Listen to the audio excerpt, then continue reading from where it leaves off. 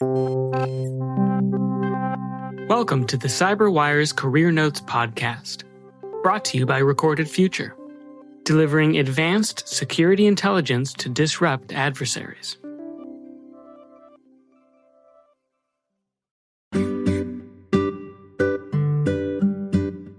Hi, my name is Kiersten Todt, and I'm the Managing Director of the Cyber Readiness Institute.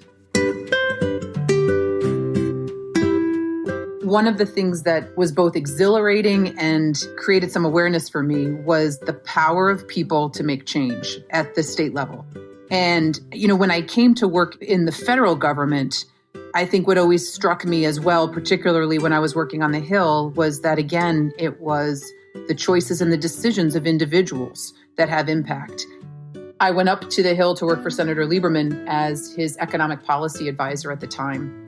And the Governmental Affairs Committee, at the time was truthfully one of the more boring committees. It did post office namings, some appointments of positions that you're not really familiar with. And it was this very interesting point of gut where, on paper, it didn't look interesting to me. And I'd actually just been offered a job in the private sector on urban development, which I love.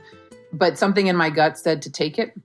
And my first assignment for him was to do a hearing on critical infrastructure protection that was scheduled for September 12, 2001.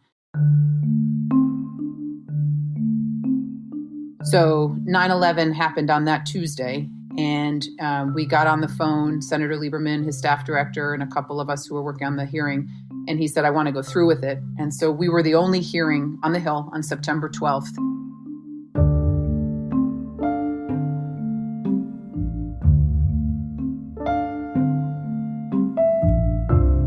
And it was a very different hearing because we were supposed to have witnesses flying in, and we just had two witnesses who could get to the Capitol. And in that hearing, Senator Lieberman turned to two of us and said, we need to look at having a Department of Homeland Security, which does not sound as foreign now as it certainly did then. No one was even using the word homeland long before the TV series, long before anybody was looking at it. And so I ended up working on the legislation to create DHS from September of 01 to November of 02, right up until President Bush came out with a counter to the DHS proposal in June of 02.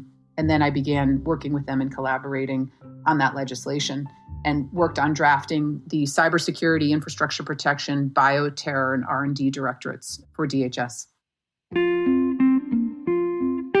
So working on that legislation, I became involved in cybersecurity and risk management and emergency preparedness. And I moved out to California and worked with the governor's office on that, and then began getting more involved in cybersecurity as the intersection with physical security. So as I was looking at risk management and emergency management and homeland security from a physical side, that quickly merged in over a couple of years with the inextricable link between cyber security and physical security. From there, I started my own company looking at cyber and risk management and was brought in to work on the NIST cybersecurity framework. And then in 2016 was asked by President Obama to run his commission on enhancing national cybersecurity. And following that work, several of the commissioners and myself launched a nonprofit called the Cyber Readiness Institute, the mission of which is to convene senior leaders of global companies to provide free tools and resources for small businesses. And so that is what is currently taking up my day-to-day, is being able to provide tools to small businesses in cybersecurity, recognizing that there are components and critical components of global value chains, and we have to do more to help them.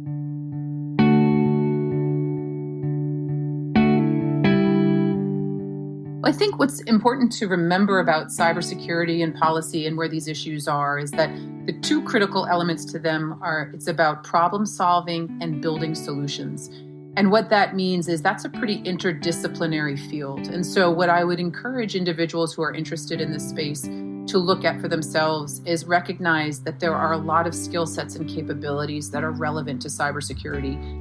And historically, we haven't done a great job of attracting the diversity of skill set. We tend to think it's about, science and technology and engineering, but sociology, psychology, history, politics, all of these aptitudes are really critical to cybersecurity. And so being honest with yourself about what your aptitudes are, and then being able to feature them and position them as opportunities for building out innovation in this space. I would always encourage everybody any individual to go after what you really want to do.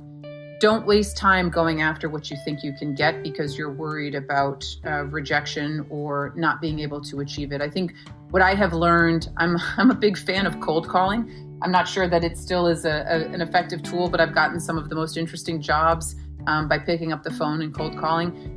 As long as you can handle the word no, it's always worth going after what you want, because I think that in and of itself creates enthusiasm and interest and energy in yourself to figure out what makes sense. And I think sometimes as humans, we tend to self-select ourselves out of opportunities.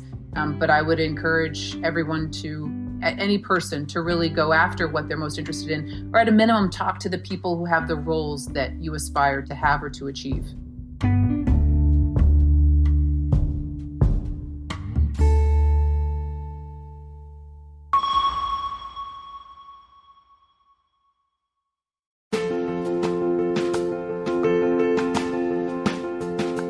This CyberWire Career Notes podcast is made possible by Recorded Future. Recorded Future delivers the world's most technically advanced security intelligence to disrupt adversaries, empower defenders, and protect organizations. Subscribe to Recorded Future's weekly podcast, Inside Threat Intelligence, to go inside the world of cyber threat intelligence. Each week, you'll hear stories from the trenches, details on established and emerging adversaries, and insights on the cybersecurity industry. Visit recordedfuture.com/podcast or wherever you get your podcasts to learn more.